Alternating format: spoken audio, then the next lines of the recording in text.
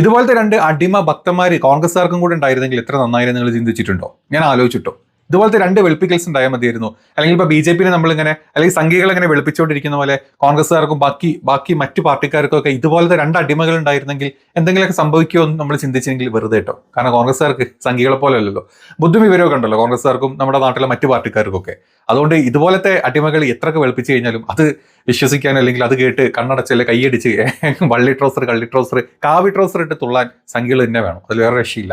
ഇനി സ്വന്തം BJP-ക്കാർ പോലും ഇവനെ പോലത്തെ ഇമാതിരി വെളുപ്പിക്കൽ ഏതായാലും നമ്മുടെ ഇന്നലത്തെ ബീഹാറിലെ ഇലക്ഷനെ പറ്റിയിട്ട് വെളുപ്പിച്ചിട്ടില്ല. ഇനി ആ കൂട്ടത്തിൽ നമ്മുടെ നിഷ്പക്ഷ പണിക്കരും കൂടെ ഇന്ന് രാവിലെ മുതൽ ഇന്നലെ തന്നെ തുടങ്ങിയിട്ടുണ്ട്. ഇന്ന് ഭയങ്കര വെളുപ്പിക്കൽ വെളുപ്പിച്ച് കുട്ടിയില്ലാണ്ടാവുന്ന അവസ്ഥയിലാണ്. ഏതായാലും നമ്മുടെ പണിക്കരെ വെളുപ്പിക്കൽ ഇതായിരുന്നു. അതായത് ഈ 7,42,7,42,00,000 വോട്ട് എങ്ങനെ 7,45.6 അങ്ങനെ പോകുന്നുണ്ട് കേട്ടോ. ഏകദേശം 3.5 ലക്ഷത്തോളം വോട്ടുകൾ എങ്ങനെ കൂടി എന്നായിരുന്നു ഇന്നും ഇന്നലെയായിട്ട് പല രാഷ്ട്രീയക്കാരും അല്ലെങ്കിൽ പല കോൺഗ്രസിന്റെയും മറ്റ് ഇടതുപക്ഷ പാർട്ടികളൊക്കെ ചോദിച്ചുകൊണ്ടിരുന്നത്. അപ്പം അതിന് നല്ല രീതിയിലുള്ളൊരു വെളുപ്പിക്കലായിട്ട് നമ്മുടെ സ്ഥിരം സംഘപണിക്കർ വന്നിട്ടുണ്ടായിരുന്നു. പണിക്കർ പറഞ്ഞ ഒന്നുമില്ല. അതായത് നമ്മളിപ്പം സെപ്റ്റംബർ 30 ആയിരുന്നു ഇലക്ഷൻ കമ്മീഷൻ ഈ SIR-ന്റെ ലാസ്റ്റ് പൂർണ്ണ രൂപം പുറത്തോട്ട് വിട്ടിരുന്നത്. അതിലാണ് 7,42,00,000 ചില്ലാനുണ്ടായിരുന്നത്. അതിനുശേഷം കണ്ടിന്യൂസ് അപ്ഡേഷൻ എന്ന് പറഞ്ഞ ഒരു പരിപാടി ഉണ്ട്. അതായത് എന്താണ് CU എന്ന് പറഞ്ഞിട്ടുള്ള ഒരു ഓപ്ഷനും കൂടെ നമ്മുടെ ഇലക്ഷൻ കമ്മീഷൻ നമുക്ക് തരുന്നുണ്ട്. അതായത് ഈ നാമനിർദ്ദേശ പത്രിക സമർപ്പിക്കുന്ന ദിവസം ഉണ്ടല്ലോ, ആ ദിവസം വരെ നമുക്ക് വോട്ട് ചേർത്താം എന്നുള്ളൊരു ഓപ്ഷൻ ഉണ്ട് എന്നാണ് നമ്മുടെ സംഘപണിക്കർ പറഞ്ഞത്. അങ്ങനെ ചേർത്തിയിട്ടുള്ള വോട്ടുകളാണ് ഈ 3.5 ലക്ഷം വോട്ടുകൾ എന്നാണ് പറഞ്ഞത്. അപ്പം ഇന്ന് അതേ സംഭവം തന്നെ ഇലക്ഷൻ കമ്മീഷനും പുറത്തോട്ട് പറഞ്ഞിട്ടുണ്ട്. അപ്പം അതിനെതിരെ തന്നെയാണ് ഇന്ന് ആൾക്കാർ ചോദ്യം ചെയ്തതും. അതേ തന്നെയാണ് ആൾക്കാർ ഇന്ന് കോൺഗ്രസ്സുകാരാണെങ്കിലും മറ്റെല്ലാ ആൾക്കാരും ചോദ്യം ചെയ്യുന്നത് അത് തന്നെയാണ്. അതായത് സെപ്റ്റംബർ 30 മുതൽ ഈ നാമനിർദ്ദേശ പത്രിക സമർപ്പിക്കുന്ന ലാസ്റ്റ് ദിവസം ഒക്ടോബർ 16 വരെയൊക്കെയാണ് ആ ഡേറ്റ് വരുന്നത്. ഈ പറഞ്ഞ കുറഞ്ഞ ദിവസത്തിൽ 3.5 ലക്ഷം വോട്ടുകൾ അല്ലെങ്കിൽ 3.5 ലക്ഷം ഇതുപോലെ SIR ത്രൂ ചേർത്താനുള്ള ഒരു ഓപ്ഷനും ഇല്ല, അല്ലെങ്കിൽ അത് സാധ്യമായിട്ടുള്ള കാര്യമല്ല. അതുകൊണ്ട് ഈ പറഞ്ഞ ഫോം സിയും അല്ലെങ്കിൽ ഫോം 6ഉം ഫോം 7ഉം ഒക്കെ ഞങ്ങൾ ചെക്ക് ചെയ്യുന്നുണ്ട്. അത് ചെക്ക് ചെയ്ത് വിത്തിൻ 1 വീക്കിൽ നമ്മുടെ സംഘപണിക്കർ പറഞ്ഞ പോലെ തന്നെ 1 വീക്കിൽ അതിന്റെ മൊത്തം ഡീറ്റെയിൽസും ആയിട്ട് കോടതി അല്ലെങ്കിൽ എവിടെയാണോ ചെല്ലേണ്ട കാര്യങ്ങളൊക്കെ കോൺഗ്രസ് ചെയ്യും എന്നുള്ള തക്കതായിട്ടുള്ള ഒരു പ്രസ്താവനയോട് പറഞ്ഞിട്ടുണ്ട്. അതുകൊണ്ട് എൻ്റെ പൊന്നുമോൻ തേച്ച് നല്ലോണം മിനുക്കിക്കോ വെളുപ്പിച്ചോ.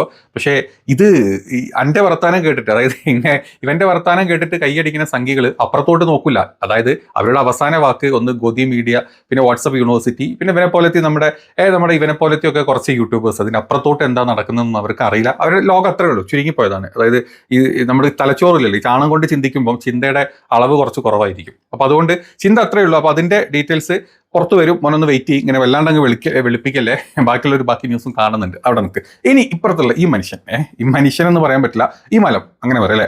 അപ്പൊ ഈ മലം ഇന്നലെ മുതൽ സത്യം പറയാം BJP-ക്കാർ പോലും ഇങ്ങനെ വെളുപ്പിക്കുന്നില്ല. അപ്പൊ നമുക്ക് വെളുപ്പിക്കലിന്റെ ഭാഗമായിട്ട് നമ്മുടെ ഈ മലം വിട്ടിട്ടുള്ള സംഭവങ്ങളൊക്കെ ഒന്ന് കണ്ടിട്ട് വരാം. ആദ്യം തന്നെ ഒന്ന് സൂചനകൾ കണ്ട് മോദി പോലും വാ പൊളിച്ചു ബീഹാറിൽ സംഭവിക്കുന്നത്. മോദിയല്ല, ഈ നമ്മളെ കാര്യം എന്താണെന്ന് വെച്ച് കഴിഞ്ഞാൽ ഈ പറഞ്ഞ മോദി എന്നെ പറഞ്ഞത്, മോനെ ജ്ഞാനേഷേ നമുക്ക് ജയിക്കണം എന്നേ പറഞ്ഞിട്ടുള്ളായിരുന്നു.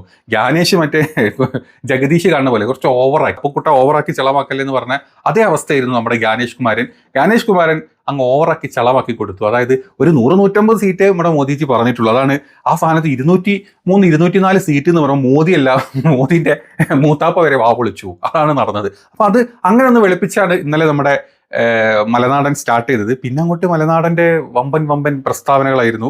മറ്റൊരു പ്രസ്താവന ഇതായിരുന്നു, ന്യൂനപക്ഷങ്ങളുടെ മാത്രം പാർട്ടിയായി കോൺഗ്രസ് ഇനി എന്തും സംഭവിക്കുന്നത്. ന്യൂനപക്ഷങ്ങളുടെ മാത്രമല്ലടാ, ഈ നാട്ടിലെ ന്യൂനപക്ഷങ്ങളുടെയും പിന്നെ നീയൊക്കെ ഏത് ന്യൂനപക്ഷത്തിൽ പെട്ടാന്ന് ചിന്തിക്കുന്നത് നല്ലതാണ്. അതല്ലായിരുന്നെങ്കിൽ നിന്റെയൊക്കെ അന്ന് കന്യാസ്ത്രീകൾ അവിടെ കണ്ട് എന്താ പറയുക ജയിലിലിട്ട സമയത്തെ ഇറക്കി കൊണ്ടുവരണമെങ്കിൽ ഈ ന്യൂനപക്ഷത്തിന് കുറച്ചൊക്കെ സപ്പോർട്ട് കൊടുക്കുന്ന പാർട്ടിയും അല്ലെങ്കിൽ ന്യൂനപക്ഷത്തിനെ കുറച്ചൊക്കെ ഒന്ന് കയ്യിലെടുക്കാൻ പറ്റുന്ന പാർട്ടിയൊക്കെ ആവണം. എങ്കിൽ മാത്രമേ ഈ ഇന്ത്യ എന്ന് പറഞ്ഞ രാജ്യം മുന്നോട്ട് പോകുള്ളൂ. ഈ പറഞ്ഞ ന്യൂനപക്ഷത്തിൽ പെട്ടതല്ലേ. അതായത് സംഘിന്റെ ഫണ്ട് കിട്ടിയോണ്ട് വലിയ കാര്യമൊന്നുമില്ലടാ. അവസാനം പടി അടച്ച് പിണ്ടം വെക്കുന്ന സമയത്ത് നീയൊക്കെ അതിൽ പെടും എന്ന് ആലോചിച്ചാൽ മതി. അതല്ല നീ വേറെ ആർക്കെങ്കിലും ഉണ്ടായതൊക്കെ ആണെങ്കിൽ, നീ ന്യൂനപക്ഷം അല്ല അതിലല്ലാത്ത വേറെ പക്ഷത്തൊക്കെ അല്ല നായർക്കോ നമ്പൂരിക്കൊക്കെ ആണെങ്കിൽ പിന്നെ നമ്മൾ പറഞ്ഞിട്ടൊരു കാര്യമില്ല. നീ ഇങ്ങനെ ചലച്ചുകൊണ്ടും കുറച്ചുകൊണ്ടും തന്നെ ഇരിക്കണം. അപ്പോൾ അതാണ് രണ്ടാമത്തെ പ്രസ്താവന. ഇനി മൂന്നാമത്തത്, 2 പതിറ്റാണ്ട് 95 തോൽവികൾ, രാഹുൽ ഗാന്ധി ഇനി എത്ര നാൾ? അവിടെയാണ് നമ്മുടെ ഈ പിടുത്തം തന്നെ. 20 കൊല്ലം കൊണ്ട് 95 വട്ടം അല്ലെങ്കിൽ 95 പ്രാവശ്യം തോറ്റിട്ടുള്ള ചരിത്രമാണ് രാഹുൽ ഗാന്ധി പാർട്ടിയെ നയിക്കുമ്പം എന്നുള്ളതാണ്. ഇനി എൻ്റെ പൊന്ന് മലനാട 95 അല്ല, ഈ വോട്ടും കട്ട് ഈ പറഞ്ഞ ഇലക്ഷൻ കമ്മീഷൻ ഇത് അങ്ങനെ പോക്കറ്റിൽ ഇങ്ങനെ ഇറക്കി വെച്ച് ED ആണെങ്കിലും NIA ആണെങ്കിലും CBI ആണെങ്കിലും ഏത് ഒരു എന്താ പറയുക നമ്മുടെ സെൻട്രൽ ഗവൺമെൻറ് അണ്ടറിൽ വരുന്ന ഏതൊരു ഡിപ്പാർട്ട്മെൻറ്റിനെയും പൈസ കൊടുത്ത് കയ്യിൽ വെച്ച് ഈവൻ നമ്മുടെ സുപ്രീം കോടതിനെ വരെ കയ്യിൽ വെച്ച് കഴിഞ്ഞാൽ നമുക്ക് തോൽപ്പിക്കാൻ വളരെ ഈസിയാണ്. വളരെ ഈസിയാണ്. അതിനൊന്നും പൈസ മാത്രം മതി. ഇപ്പം നിന്റെ കണ്ണാക്കിലോട്ട് തള്ളി തിന്ന് നിന്നെ കൊണ്ടൊക്കെ ഏത് വളിവിട്ട ന്യൂസും പറയിപ്പിക്കുന്ന ഒരാൾക്ക് ചെയ്യാൻ പറ്റുന്നില്ല. അപ്പം നിന്റെ സ്റ്റാൻഡേർഡ് അതാണ് എല്ലാവർക്കും അറിയാം. പൈസ കൊടുത്തു കഴിഞ്ഞാൽ എവിടെയും ചാടി നിൽക്കുന്ന ഒരു കുഞ്ചിരാമനാണ് ഇവൻ എന്നാണ് എല്ലാവരും പറയാറ്. അപ്പം അതുകൊണ്ട് അത്തരത്തിൽ ന്യൂസ് ചെയ്യുന്ന ഏതൊരാൾക്കും പൈസ കൊടുത്ത് നീ ചെയ്യുന്ന പോലെ തന്നെ പൈസ കൊടുത്ത് നമ്മുടെ നാട്ടിലെ സകല സിസ്റ്റത്തിനും കയ്യിലെടുത്ത് ഇങ്ങനെ തോൽപ്പിച്ചുകൊണ്ടിരുന്നാൽ 95 വേണമെങ്കിൽ 905 വരെ തോറ്റുകൊണ്ടിരിക്കും. 905 വരെ അവസാനം ജനം പുറത്തിറങ്ങി ഇത് മനസ്സിലാക്കി ജനം മടുത്ത് ഞങ്ങളെ കൊണ്ട് ജീവിക്കാൻ പറ്റില്ല, നിന്നെ പോലത്തെ കുറെ ഊളകളെയും വെച്ചിട്ട് ഇവന്മാര് കാണിക്കുന്ന PR സ്റ്റണ്ടുകൾ കണ്ടു നിൽക്കാൻ വയ്യ, അതല്ലെങ്കിൽ അത് വെച്ചിട്ട് ഈ രാജ്യത്തിനെ തന്നെ തകർക്കുന്ന രീതിയിൽ മുന്നോട്ട് പോകാൻ പറ്റില്ല എന്നുള്ളൊരു ചിന്ത വരുന്ന ആൾക്കാർ പുറത്തിറങ്ങുമ്പോൾ അപ്പോഴായിരിക്കും ഈ പറഞ്ഞ 95 905 ഒക്കെ കുറയാൻ പോകുന്നത്. അപ്പൊ അതുവരെ ഒന്ന് വെയിറ്റ് ചെയ്തിട്ടോ. ഇങ്ങനെ അങ്ങ് കിടന്നങ്ങോട്ട് കിട്ടുന്ന പൈസക്ക് ഇങ്ങനെ കിട്ടുന്ന പൈസ തിന്നു കഴിഞ്ഞാൽ ചന്തി വരെ നക്കും എന്ന് പറഞ്ഞൊരു അവസ്ഥ ഇവൻ്റെ ഒക്കെ. അടുത്ത ഇന്നലെ ഫുള്ള് പോസ്റ്റുകളാണ്. ഇന്നലെ മുതൽ ഇത് മാത്രമാണ് എൻ്റെ പോസ്റ്റ്.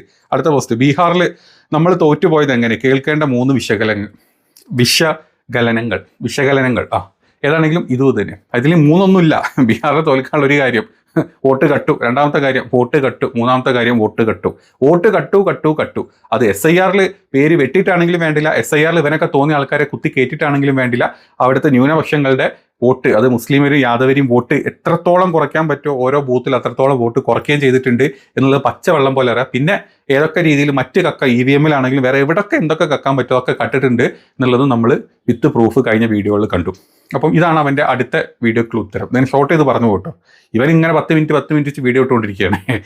ഇങ്ങനെ മോദി സ്തുതി പാടിക്കൊണ്ടിരിക്കുന്ന ഒരു അടിമ മാത്രമാണ്.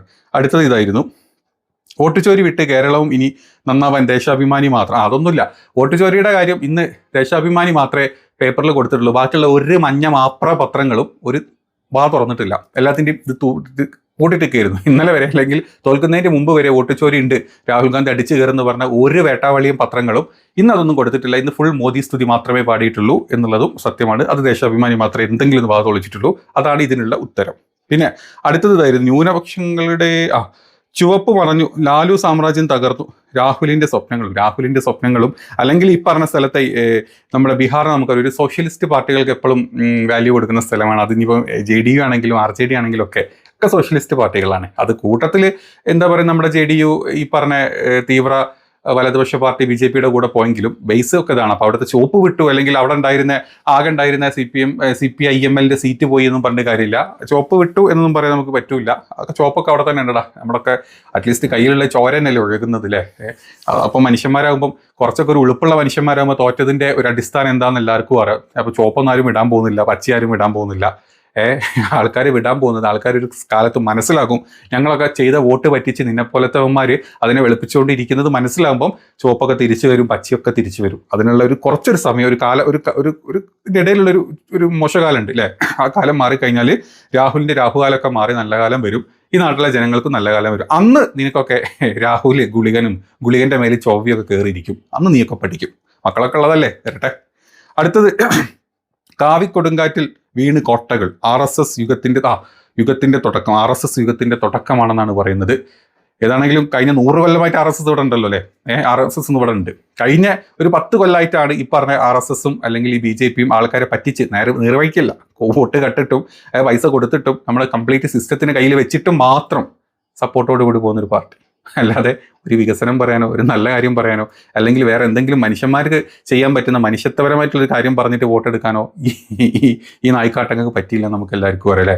വർഗീയത പറഞ്ഞിട്ടും മുസ്ലിമും ഹിന്ദുവിനും തമ്മിലടുപ്പിച്ചിട്ടും മാത്രം എടുക്കുന്ന വോട്ട്, പിന്നെ കൂട്ടത്തിൽ കക്കാനുള്ള ടീം മൊത്തം 41 കള്ളന്മാരും നമ്മുടെ താടിജിയും 41 കള്ളന്മാരും സെറ്റ് ചെയ്ത് വെച്ചിട്ടുള്ള വിജയം. അപ്പം അത്രയൊക്കെ പറയാൻ. അതുകൊണ്ട് നീ അതിലൊന്നും വല്ലാണ്ട് കയറി ഇങ്ങനെ കുണച്ചുകൊണ്ടിരിക്കാണ്ടിരിക്കുന്നതാവും നിനക്ക് നല്ലത് എന്നാണ് എൻ്റെ ഒരു തോന്നൽ. പിന്നെ അടുത്തത്, പിന്നെ ഇതൊക്കെ നമ്മൾ യൂട്യൂബിലാണ് കണ്ടത്. ഇനി ഫേസ്ബുക്കിലോട്ട് കയറുക. ഫേസ്ബുക്കിൽ തന്നെ ഇങ്ങനെ ഇട്ടുകൊണ്ടിരിക്കുന്നേ. തേജസ്വി പ്രേക്ഷകരെ നിങ്ങളിത് കാണുക. അതായത് ഇന്നലത്തെ ഒരൊറ്റ സ്ഥലത്തായിരുന്നു എന്താ പറയുക ഒരു 100 എന്നുള്ള സീറ്റിലോട്ട് NDAയും അതുപോലെ തന്നെ RJDയും ഇന്ത്യ മുന്നണിയും വന്നത്. ആ സമയത്ത് എല്ലാവരും വിചാരിച്ചു ഇത് ടൈറ്റാണ്. പിന്നെ അവിടെ നിന്ന് അങ്ങോട്ട് നമ്മൾ പ്ലാൻ ചെയ്ത പോലെ തന്നെ വോട്ട് കട്ട സ്ഥിതിക്ക് അങ്ങ് മേലോട്ട് കയറി പോവുക ചെയ്തത്. അത് കാണുന്ന ഏത് പൊട്ടനും മനസ്സിലാവും ഇത് ഹരിയാനയിൽ എന്താണോ നടന്നത് അല്ലെങ്കിൽ മഹാരാഷ്ട്രയിൽ എന്താണ് നടന്നത് എന്നുള്ളത്. അതിന്റെ അനാലിസിസ് ചെയ്ത് ഏതൊരു മനുഷ്യനും മനസ്സിലാവും. അതല്ലാണ്ട് വെളുപ്പിക്കാൻ വരുന്നവർക്ക് ഓ തേജസ്വി ഒക്കെ ആവും. നീയൊക്കെ ഒരു കാലത്ത് ഓംബ്ര എന്ന് നടന്ന ഇങ്ങനെ വെച്ച് നടന്നിട്ടുണ്ടാവില്ല ഒരു കാലത്തിൽ, അല്ലെങ്കിൽ നിന്റെ അച്ഛനപ്പൂപ്പന്മാർ അങ്ങനെ നടന്നിട്ടുണ്ടാവും. അപ്പോൾ ആ വിളിയുടെ ഒരു ശീലം ഉള്ളതുകൊണ്ടാണ് നിനക്കിപ്പോൾ ഓ തേജസ്വി എന്നൊക്കെ മുന്നോട്ട് വരുന്നത്. അതിനെ പറഞ്ഞിട്ട് കാര്യമില്ല. നിന്റെ തന്തേനെയൊക്കെ പറഞ്ഞാൽ മതി. അങ്ങനെ ജീവിച്ചു പോകുന്ന ഒരു കുടുംബത്തിൽ നിന്ന് വന്നതായിരിക്കാനാണ് ഏറ്റവും ചാൻസ് കൂടുതൽ. പിന്നെ അടുത്തത് ഫേസ്ബുക്കിൽ അടുത്ത പോസ്റ്റ് ഇങ്ങനെയായിരുന്നു: ബീഹാർ തെരഞ്ഞെടുപ്പ് ഫലം മഹാരാഷ്ട്ര തെരഞ്ഞെടുപ്പിൽ തുടങ്ങിയ RSS യുഗത്തിന്റെ ഉറപ്പിക്കലാണ്. രാഹുൽ ഗാന്ധിക്ക് ഈ യുഗത്തിൽ പ്രത്യേകിച്ച് ഒരു റോളുമില്ല. 2029 BJP നേടുക 2/3 ഭൂരിപക്ഷം പോകും. ഇതൊന്നുമല്ല 2024 കഴിഞ്ഞ കൊല്ലം BJP 400 സീറ്റിന്റെ മേലെ കയറുന്നു പറഞ്ഞിട്ട് മറ്റേ ട്രൗസർ അയച്ച് തുള്ളിച്ചാടിയവനത്. അത് കഴിഞ്ഞിട്ട് BJP 4 3 പോയില്ല, 2 കിട്ടിയില്ല, 240 സീറ്റിലോട്ട് അങ്ങ് ഒതുങ്ങിയപ്പം അന്ന് ഇവൻ പറഞ്ഞത് ഇനിയിപ്പോൾ ഒന്നും പറയാനില്ല, നമുക്ക് അടുത്ത 2029 നോക്കാം എന്നാ പറഞ്ഞത്. അത് വീണ്ടും ആവർത്തിച്ചുകൊണ്ടിരിക്കുകയാണ്. അപ്പം മനസ്സിലായില്ല എൻ്റെ ഒരു സ്റ്റാൻഡേർഡ്. ഇവൻ ഇന്ന് കാണാനെ ഈ അപ്പാന്ന് വിളിക്കും, നാളെ കാണാനെ എൻ്റെ 2ാമത്തെ അപ്പനാണ്, മറ്റന്നാൾ കാണാൻ എൻ്റെ 3ാമത്തെ അപ്പനാണെന്നും പറയും. അതിങ്ങനെ പറഞ്ഞുകൊണ്ടേ പോകും. നമുക്ക് പറഞ്ഞിട്ടൊരു കാര്യമില്ല. അപ്പം ഇങ്ങനെ ആയിരുന്നു നമ്മുടെ മലയാളികളെ കൂട്ടത്തിൽ ഗോധി മീഡിയയിൽ ഏറ്റവും മുന്നിട്ട് നിന്നിരിക്കുന്ന നമ്മുടെ മലനാടൻ്റെ ലീലാവിലാസങ്ങളാണ് നമ്മളിപ്പോൾ കണ്ടത്. നമ്മൾ ആദ്യം കണ്ടത് നമ്മുടെ നിഷ്പക്ഷ സംഘവിദഗ്ധനായിട്ടുള്ള ശ്രീജിത്ത് പണിക്കരൻ്റെയും ലീലാവിലാസങ്ങളാണ് നമ്മൾ കണ്ടത്. അപ്പോൾ കണ്ടല്ലോ, ഇങ്ങനത്തെ 2-3 ഐറ്റമൊക്കെ ഉണ്ടായാൽ മതി. ഈ സംഖ്യകളെ പറ്റിച്ച് ഇങ്ങനെ കിട്ടുന്ന പൈസയൊക്കെ ഫണ്ടായിട്ട് ഫണ്ട്, പിന്നെ യൂട്യൂബിൽ നിന്ന് കിട്ടുന്ന പൈസ ആയിട്ട് പൈസ, പിന്നെ അതല്ലാണ്ട് പൈസ കൊടുത്ത് ചെയ്യിപ്പിക്കുന്ന എന്ത് ചെറ്റത്തരും പറയുമെന്ന് പറഞ്ഞ രീതിയിൽ ചെയ്യിക്കുന്ന പൈസ വാങ്ങിച്ചിട്ട് ജീവിക്കുന്ന 2 തീട്ടം തിന്നികളാണ് ഈ 2 സൈഡിൽ നമ്മൾ കാണുന്നത്. പൊളിയല്ലേ?